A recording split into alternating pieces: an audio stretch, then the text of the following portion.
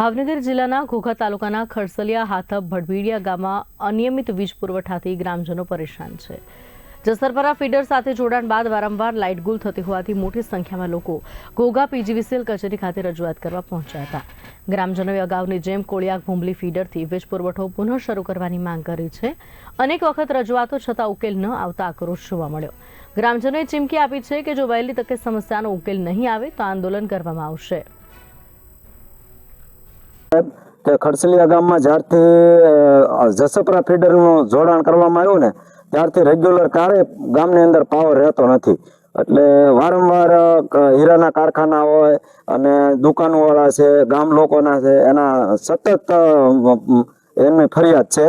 હાજી સાહેબ, આની પહેલા મેં લેખિતમાં રજૂઆત આપી એટલે સાવડી ગેટેથી ત્રિવેદી સાહેબને અહીંથી આપણે તાવિયાડ સાહેબનો આખો સ્ટાફ ગામમાં આવ્યો હતો અને એને બધું તપાસ કરી અને અમે ગામ લોકો ઘણા બધા મીટિંગ કરી અને એમને બધું વિગત આપી હતી।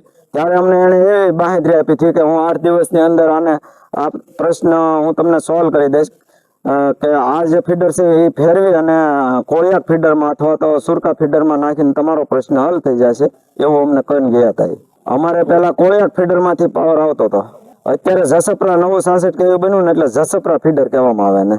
અત્યારે અમે ઘોઘા પીજીવીસીએલ ઓફિસ અહીંયા આપણા કાર્યપાલક ઇજનેર શ્રીને રજૂઆત કરવા આવ્યા છીએ અને આજે 50 જણા અમે અહીંયા લેખિત અને મૌખિક રજૂઆત અમને કરવા માટે અહીંયા આવ્યા છીએ।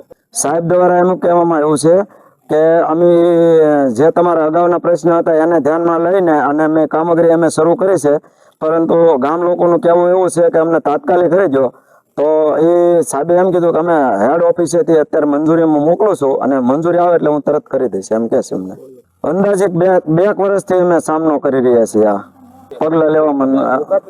આપ જો હવે પ્રશ્ન હલ નહીં થાય ને તો આખા ગામના અમે ટેમ્પા ભરીને અહીંયા આવશું, રજૂઆત કરશું, એની સામે અમે આંદોલન કરશું।